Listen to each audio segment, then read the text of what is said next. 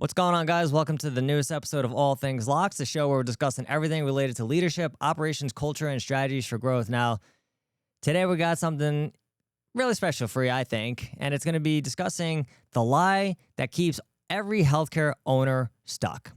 And as much as part of me wants to tell you, hey, the lie is that it's not insurance that is your biggest hindrance, that's not it either. The things that we tell ourselves every single day as owners are typically what's going to keep us stuck.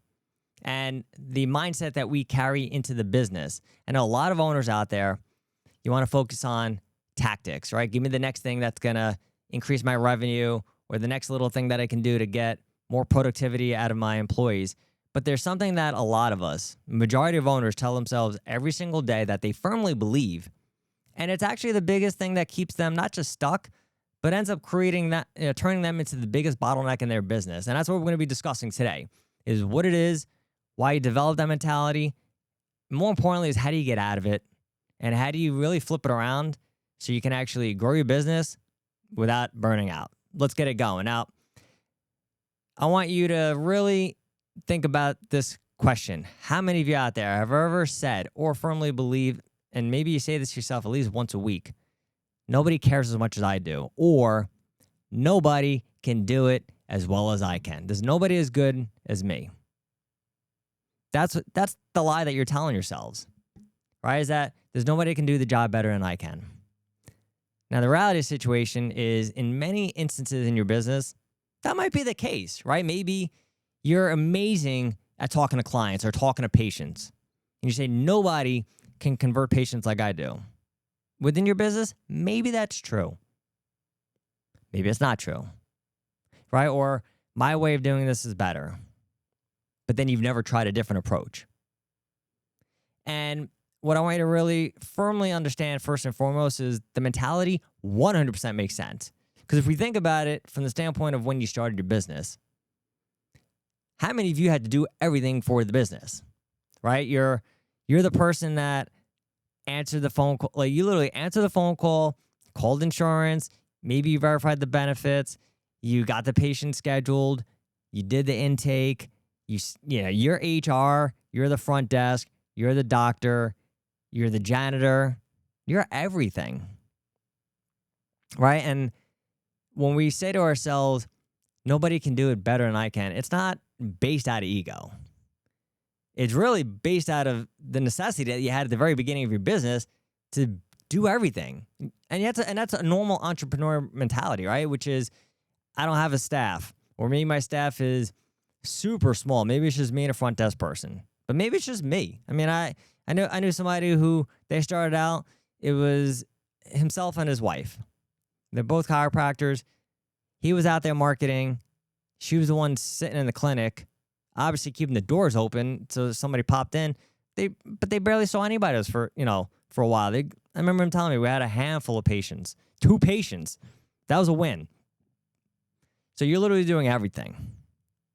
And when you learn to do everything, you also end up developing some habits, and you're developing some, mindset and personal beliefs. But the real question is, and this is really, the big struggle for a lot of entrepreneurs, is when do I need to give up some of those responsibilities? And then for some of them, it's going to be, why do I want to give it up, or why should I give it up? Right? I think all of us would agree that we're very quick to want to give up the janitorial duties. And I'm not faulting you for that. If you have your doctorate or an MD, not telling you to be the person plunging toilets. At some point, you're going to do it. But then at some point, all right, I can get somebody else to do that. I can get somebody else to answer the phones. But maybe there's some of you saying, hey, even though I'm the owner, I'm still doing a lot of the sales, we'll call sales, even though I know in healthcare that word has a disgusting, thought process, sales. But there is a sales aspect to talking to a new patient to get them to come in. Maybe you want to be that person that, I'm going to handle all those phone calls because I talk to people better than anybody else. All right, but is that going to help you grow? All right, if you're the person who's always doing it versus can I teach somebody to do it? And I remember, I was working with another business owner. That's exactly what he was the best at. He was the best at talking to clients and turning them into potential clients, I should say, and then turning them into paying clients.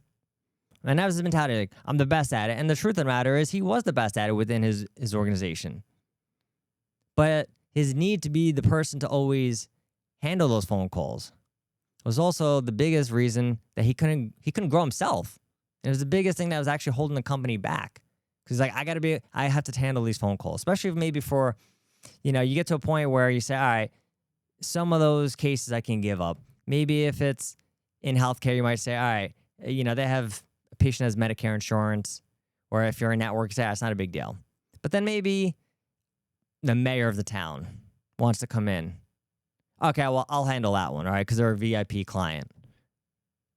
Some of us, a lot of you have done that. Or it's just, all right, this person has great insurance. I don't want to lose them. Lord knows reimbursement's not getting any better. So we've got to maximize these kind of patients and their care. Let me be the one to handle that conversation. And maybe it's not you getting on the phone with them, but maybe it's you saying, I have to be the one to do the initial eval. I have to be the person speaking to them so I can wow them. But then what we don't think over time is, what does this do to the rest of the staff? And we're gonna kind of get into that. But there's a positive benefit to having this approach, right? You learn from doing. That's the best experience, right? So, hey, I figured out how to hire the best people, or I figured out the best treatment approach, the best way to have these kind of conversations by doing. So it's not as if you're that kind of person that wants to sit on the sideline, or, I've heard this before where it's, you shouldn't be doing that as an owner. That, as I said, there's definitely stuff you shouldn't be doing as an owner. But when you're just starting out, all right, let me learn these things. I remember, what show was I watching? Bar Rescue. I don't watch anymore, but I do believe it's still on TV. I don't even remember what channel. True TV, maybe. This guy goes to failing bars, goes through the whole process, cleans them up, gets their act together, organizes them. Hopefully they do well. But I remember one particular instance. He was at a bar actually in Vegas, and a restaurant that I've been to, loved the place. And he was talking to the manager, who was just basically standing around. But he talked to the manager, and he actually asked him, he was like, all right, I want you to, run me through the food. And he's like, now let's talk about the drinks. Make me this kind of drink. And the manager turns to him and he's like, I don't know how to make that. Okay, make me this kind of drink. I don't know how to make that. So he goes, do you know how to make any drinks? And the manager goes, no, that's what I have a bartender for. And the guy went off on him. He's like, well, what if the bartender who's supposed to work that night cancels? Doesn't show up or calls out sick? What do you do then? Right? So there is this aspect of you need to almost cross-train yourself. And I'm not saying you have to be the one doing the marketing. I love hiring experts. Let the experts do their job. You should at least have an idea of, all right, what's right versus what's wrong. Right? If I'm spending $10,000 on marketing a month, am I getting $10,000 worth of work? Or am I getting $5,000 worth of work? Well, you don't know that if you don't have any experience doing it. So that is definitely a major advantage for you. And then let's call it what it is, man. If you're an owner, a lot of you, and I don't blame you because Lord knows I'm the same way, you like the control. Right? And who doesn't? That's a very human nature aspect. We love having all the control over a situation. So the more you can do, the more it makes you feel significant, makes you feel better about yourself. So if you're saying, I don't want to give all those things up, I'm right there with you. Because I've done the same mistakes. It's like, I don't want to stop treating patients, or I don't want to stop doing this. But then, the question that I really started asking myself, or somebody asked of me, was, how are you limiting yourself by doing all this other stuff? Right? What are you not getting to work on? And I remember saying that all the time. I was like, I'm so busy treating patients that I can't do X, Y, and Z. So obviously, the obvious question would be, then why don't you stop treating less patients? I can't do that. And for me, a lot of it was, I was cocky. Nobody's going to treat the patients as good as I can. Right? So exactly. Yeah, like I say something like that, or I believe something like that. So I wouldn't stop treating. Obviously, I thoroughly enjoyed it. I mean, that is what I went to school for. But it's not because, hey, I went to school for this, or I love it. It was just, nobody can do it as well as I can. So why would I stop doing it? It's actually a detriment to their patients. Right? Ego. I was young, I was stupid, didn't know any better. But we then don't think, all right, this is affecting me. We don't think that at all. But then we never think, how is this affecting everybody else? How is this affecting the actual staff? Is it affecting the employees, the patients? Is it affecting my family? Right? So when we have this need to control, this need to do a lot, have our hands in a lot of different pots, so to speak. Hey, I'm going to join the marketing meeting. Then I'm going to join the sales meeting. Then I'm going to join the meeting with the clinicians. And then I'm going to join the meeting with the managers. But you're not doing it for the sake of, hey, I want to contribute, or hey, I actually just want to learn. I want to be, up to date on what's going on here. But when you're doing it more so because you think, well, on some degree, I know better. Because then there's also this mentality, and this is actually a dangerous one too, is that you've had success in the past doing it this way. You've had success in the past doing it your way, doing everything. So to you, it says it works. Why would I stop or adjust the way I do it? And that's totally human nature, right? We can only predict, so to speak, our future based on what our past was. I mean, we do that every day, right? I can only think of what to do going forward based on what I've already done in the past. And then we never stop to think, is that approach make sense for now? And I'll give you a great example. It would be, if you're maybe an elder millennial like myself, or if you're, the Gen X group, and you're working with your favorite population of employees, Gen Z. Now, I happen to love working with those individuals, but I know for a fact I'm in the minority. And when you look at it, you say, well, I've managed or I've led like this for the last 15, 20, 25 years. And it's worked, so why change it? And now you have this new crop of employees who say, dude, that doesn't work for us. And you see it. You see, not just in your own organization, probably. You see it all over the news. Articles, research reports, it's everywhere. They're lazy, they don't want to work. And then you have the Gen Z employees saying, you're a taskmaster, you're not helping me grow, you're only interested to see how much you can get out of me. Right? So when we look at what's the way I've always done it, things change. There's a lot of things that are not in society anymore that used to be socially acceptable. You don't see slavery anymore. So everyone say, well, it's the way we've always done it. Yeah, and at some point realize it wasn't right. And we had to change. So it's the same thing for you. It's, yes, that worked then. How is it helping you now, but how is it actually hurting you now as well? And I'm a big fan of understanding the consequences of behavior, right? So what I'm doing now working? How well is it working? And what could I be doing different to make it work better? But if you're not asking yourself these questions, you're going to keep doing the same thing over and over again, especially if you think, well, my way is the best way. You're not going to look to change. And it's going to lead to some real major issues that none of us want to deal with. Burnout's one of them. We also talked about, a few minutes ago, I mentioned spending time with your family. I mean, how many of you start a business to maybe create some financial legacy? Or you say, I want to start this business so at some point I can create my hours and I can spend more time with my family. And then you find yourself not seeing your family. And some of you wear like a badge of honor. And a lot of you don't, though. And you say, I'd like to spend more time with my kids or my spouse, but the business takes so much out of me. Or I can't go on vacation because the place will fall apart without me. You've built that for yourself. Nobody else did that. So if you want to accept the positive aspects of having the control and feeling significant, being that person who puts out every freaking fire, but then you don't want to accept the negative consequences. And that's why I say you have to start understanding what's the benefits that I'm getting out of doing things the way I'm doing it. What's the benefit out of me thinking that nobody else can do it as good as I can? What are the positives? What are the negatives? And when we look at, the hidden costs I know he talks about, outside of the personal stuff of, your family, maybe your health's going to shit because you're at work all day and you don't have time to work out. Or if you're like, I have some time, but I'm freaking exhausted and I want to sleep. Or I have the time, maybe I'll take a little bit of nap and then I'm going to spend whatever time I have with my family. Okay, then where does it lead you? Where does it lead your health? Right? You're not actually helping your family, and you damn well not helping your employees or your organization or your patients by letting your health go to shit. But that happens very often, right? And we see some really detrimental behaviors in healthcare that doesn't really get talked about a lot. A lot of people who turn to drugs, a lot of people who turn to alcohol abuse.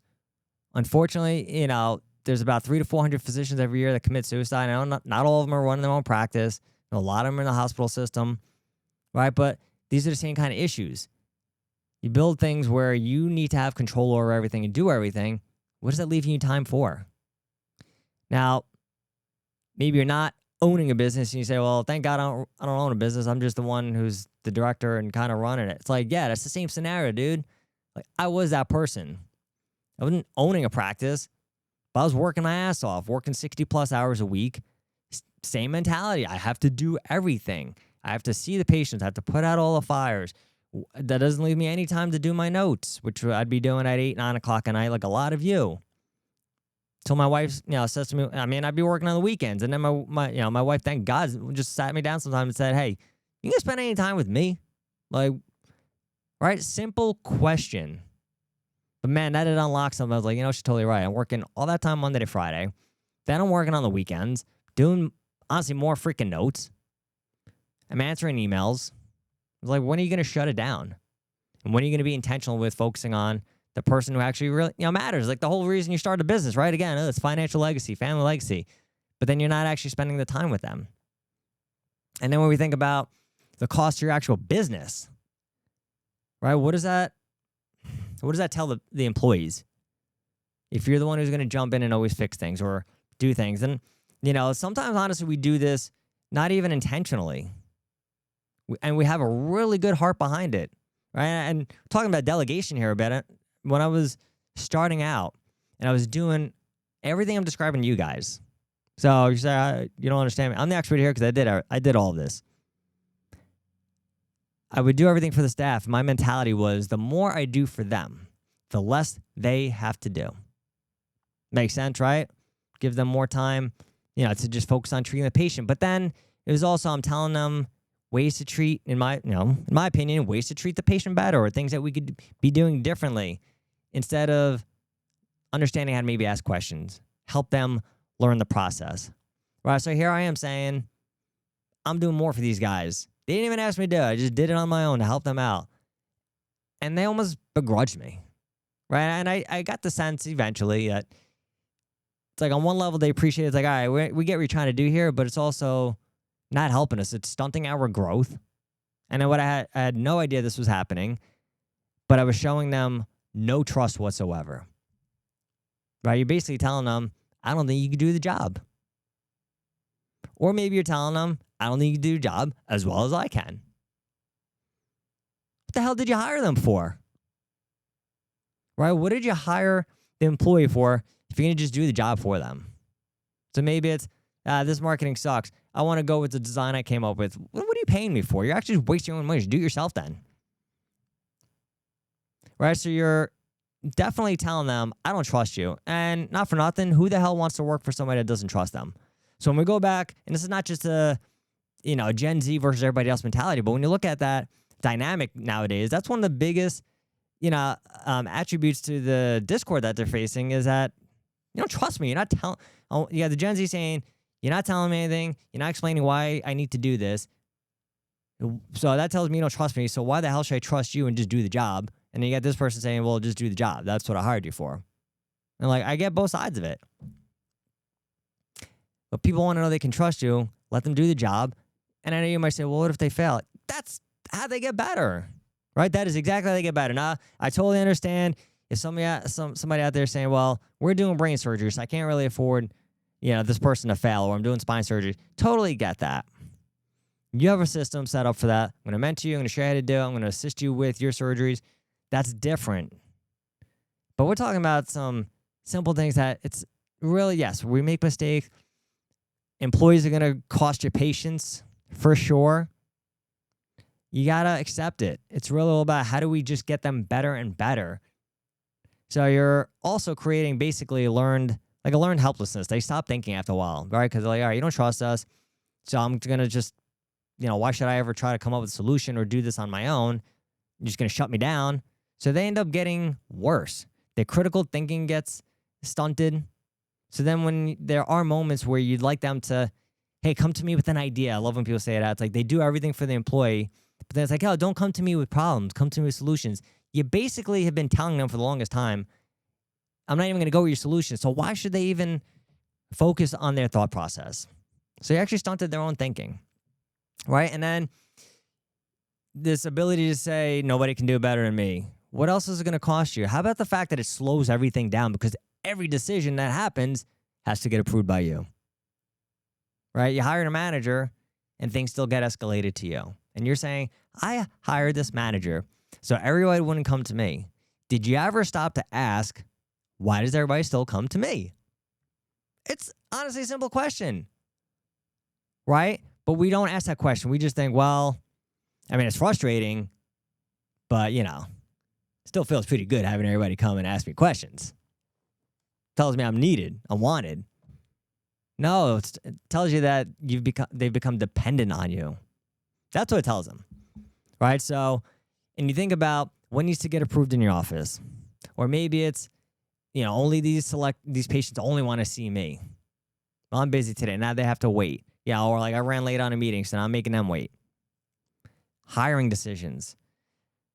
There was one that really would always frustrate the employees.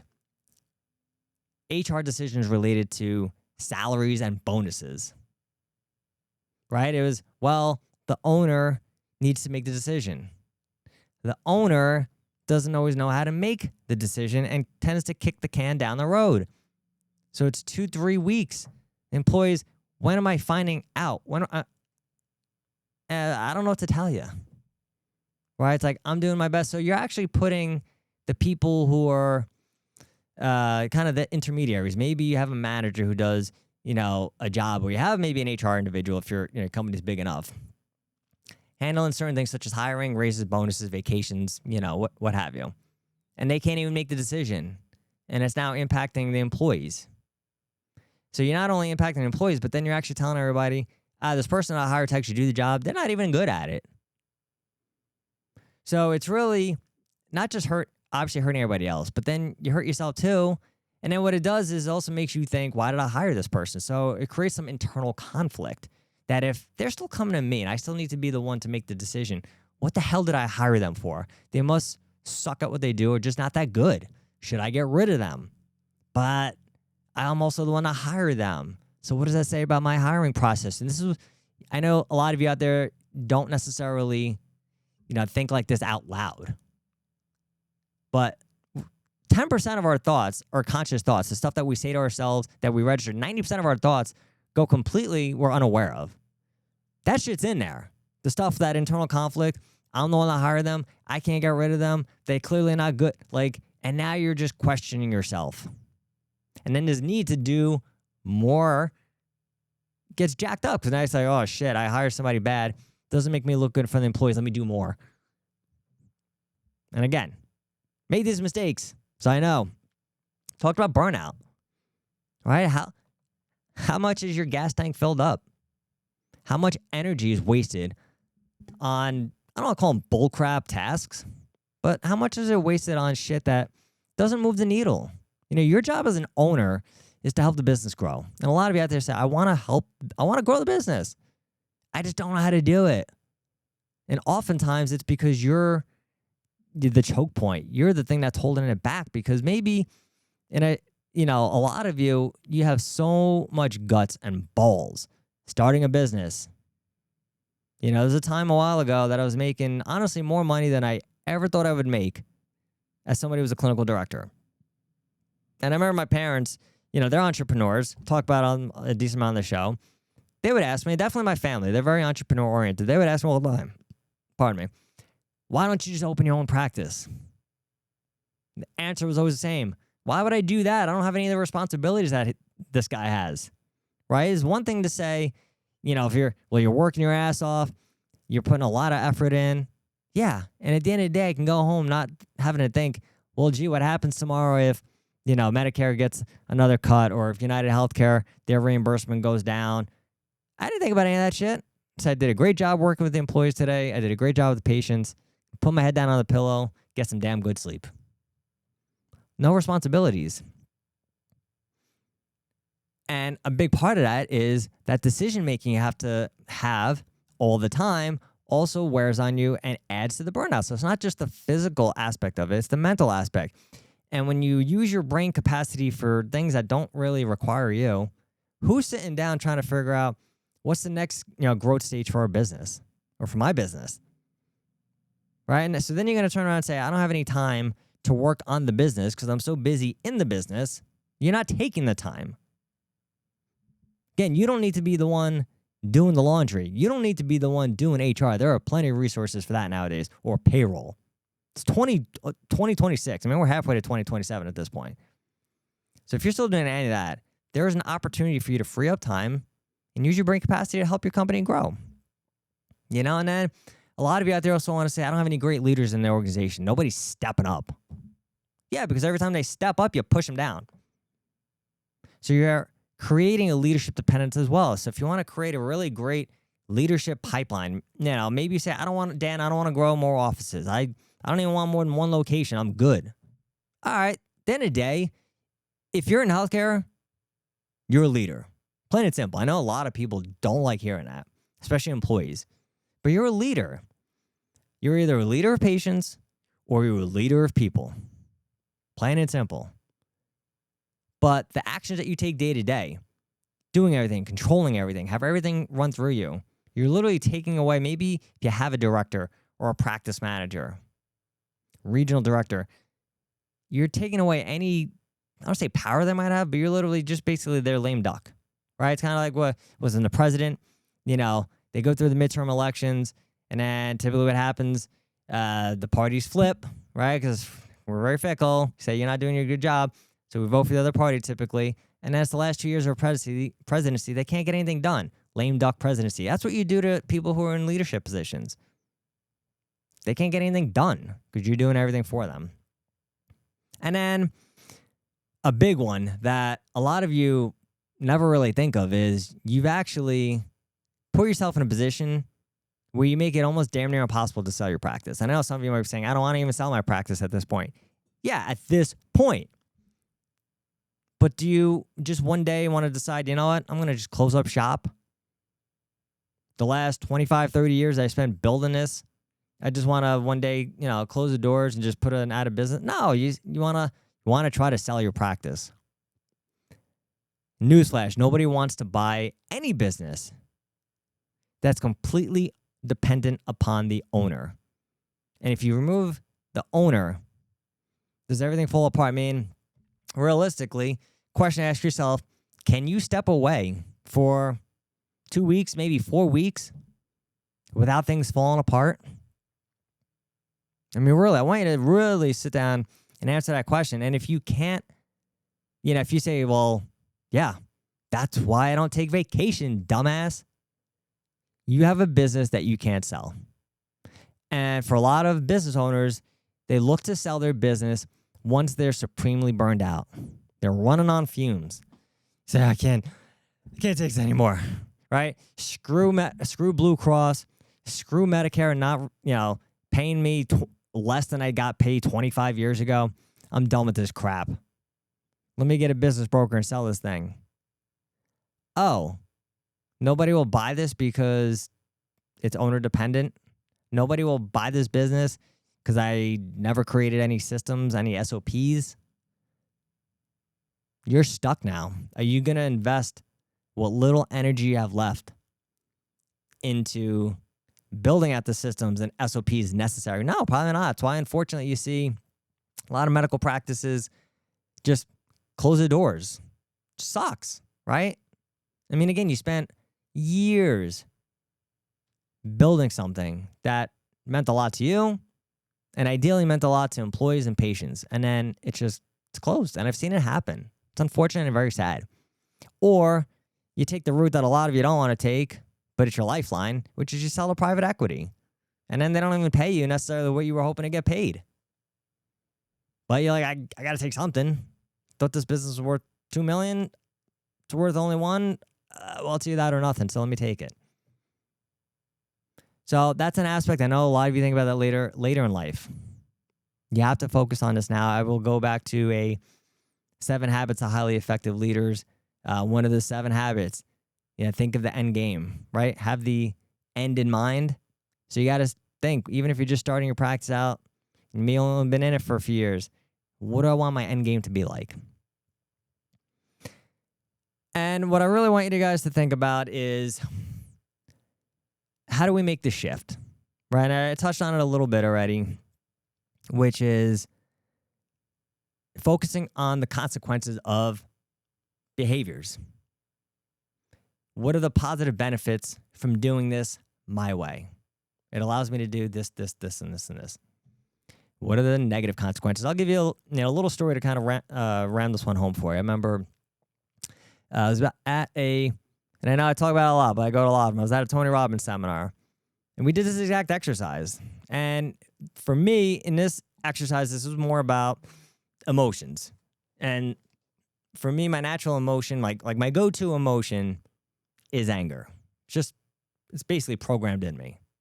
Not an angry person, but that's what I feel first. Some of you might be, whenever I feel something, it's sadness, or it's I get into a depressive state, or whatever it is. But some of you out there are saying, yeah, I get pissed off the smallest little thing. Yeah, I'm right there with you, dude. But I got to a point where I sat down and said, all right, what are the positives of leading your life or leading your business with anger? And I wrote down, a few things. Like, all right, allows me to do this, allows me to do that. Maybe it was like 5 things. It wasn't a lot. And then it was, okay, now take a minute or two and write down all the negative consequences of leading with that emotion. And really quick, I can tell you, it's like, I got easily about 10. And it was definitely more than that. Right? It was, I get pissed off. I don't listen. Some of the stuff I was, the way I talk to my wife sometimes, it wasn't anything good. Start looking at the list, like all of a sudden, even those positives that I had in there, I was like, they kind of pale in comparison to all the negatives. And when you think about, we just touched on, what is the silent cost to your business, right? What's the cost to not being able to teach employees how to think? What's the cost to not letting them learn from failure? You want to get more out of them. You want them to be, more productive, more motivated. How is doing everything for them helping them do that? You want them to become better leaders, take more responsibility, right? You say, we have standards here. Why don't they exhibit it? You have to let them, figure it out. So anytime something goes wrong, and I get it, if you're out there saying, yeah, well, I want 100% positive outcomes with patients, I'm right there with you. Honestly, for the longest time, that was not the name of the game. It was the only game. It was all about patient care. We do whatever the hell we can to get the patients better, as best as we possibly can. And then, well, what about the employees? They're secondary, right? Versus, all right, should we maybe focus on the people that are actually helping the patients? Like, duh. So you want them to become better leaders. You have to help them learn how to do that, right? And then burnout, we talked about that. You want to learn how to free up your time. It's not spending, thousands of dollars on AI or a new SaaS, a new software. Learning how to vibe code through ChatGPT or Claude. It's, what can I delegate to people that are already here, right? Here's something that a lot of you don't fully understand. Employees actually do want to help. A lot of them do care. A lot of them want to feel like they're part of something. Now, if you're out there saying, yeah, I know, but I don't really trust the employees. Well, the number one, you got to go back. We talked about all the things you used to do at the beginning of your entrepreneurial journey that you learned from, and hiring was one of them. Then you might need to redo your hiring process, or maybe let somebody else at this point do the interviews. Because if you're hiring people and you say, I don't trust them, then what the hell did you hire them for? And at the end of the day, if you're just that kind of person that says, I don't really trust anybody, how do you learn to trust people? You have to let them do things. You have to give them the opportunity to succeed as well as potentially fail. What if they fail? What if they don't? Right? So I'm not telling you to give your front desk person, tell them to do the brain surgery. If you're working in a proctology office, I'm not asking the janitor to do a proctology exam. You give them things that are in their wheelhouse to do. Maybe it forces them to kind of stretch a little bit. It's like going to the gym, right? You don't just say, you know what? I've been leg pressing 270 pounds for the longest time. Let me try 450 pounds today. Yeah, I mean, you could do that if you want to blow out your knees and probably herniate a disc in your back. You say, no, you know what? Let's do 280 or 290. Something to make me, strain a little bit more than normal. That's what you're doing with the employees. And then when you have the time, because that's another aspect too, and now the belief structure that we're reviewing here throughout this whole episode is nobody can do it as good as I can. But then I really want you to focus on, as we, come to a conclusion here, so to speak, is that I want you guys to really focus on, all right, what are the things that truly nobody can do as well as I can? Because there are some. And then the secondary questions would be, which one of those can I teach other people to do, right? So if you're that person, I have to take all the new intakes, or I'm the doctor that needs to do every new patient evaluation because nobody can do it like I can. Can you teach somebody else to do that? For that business owner who said, I have to take all the phone calls for those VIP clients, can you teach somebody else to do that? Well, they're not going to be as good. They might not be as good as you, but is 80% of where you're at, is that still pretty damn good? Right? It's like saying somebody who's, I don't know, a Hall of Famer, say Babe Ruth. I mean, everybody kind of knows him even if you don't know sports. Somebody who's 80% as good as Babe Ruth, would they not be pretty freaking good? Right? Or 80% as good as Michael Jordan? Yeah. Like, you'll see, is the best of the best, 80%. I would take that in a heartbeat. But then you guys don't look at it like that either. You say, well, if they're 80% of me, it's like, you're amazing. They're going to be really damn good. And their version of really damn good is going to be probably better than everybody else. So what's the problem? When you free up your time, because this is an aspect a lot of people, they just want to keep themselves busy because they say, well, if I'm working 50 hours instead of 60 hours, what do I do with my time? Okay, well, aside from spending it on your health or your family or hobbies or skills, right, we talked about how you could then spend that time on your business. What could a few extra hours a week do for you in terms of being able to sit down, maybe review your financials more often, see what insurance is actually paying us, right? What am I getting reimbursed from Blue Cross, TRICARE, Aetnas of the world? What plans are really good? What plans are hurting us? What do we need to readjust? What's my strategy for next quarter? If reimbursements go down every year like they do, instead of me bitching about it, like a lot of people want to do, just complain, oh, insurance sucks. Like, we know insurance sucks. So what are you going to do differently? They're not getting any better anytime soon. So how do you grow your business in the face of decreased reimbursements? Maybe you don't want to open a cash pay practice, or maybe if you gave yourself the time to sit and evaluate, you'd say, you know what? Cash pay practice actually might make sense for me. But you can't do any of that if you don't have the time. Now, guys, what I'm going to do too is, I know it's the hardest part for you is I don't have the time. I don't have the time to self-reflect. I don't think this is me, but maybe it is a little bit of me. We're going to have an assessment for you. This episode comes out. It's going to be in the show notes. Check it out. Go through it. See where you can get better. See where you can free up some time. But don't wait till this episode comes. Don't wait to do the checklist itself. I want you to really start evaluating your daily schedule. Like, what are the actions that I'm taking every single day that is moving me forward? That's, as an organization, moving us forward. And then really understand and evaluate what are the actions that I take pretty consistently. It's not really doing anything for me, or it's not doing anything for the business. In fact, it might be actually holding us back. You got to be honest with yourself. This is not a contest to beat yourself up, make yourself feel like shit. You say, oh, my God, I can't believe I've been doing this for the last 10 years. Whatever. It's in the past. You did what you know. You did what you understood. You grew the business to this point. So give yourself some kudos for that. But the name of the game is, how do we get continuously better? And that's why it's not a matter of like, oh my God, I can't believe.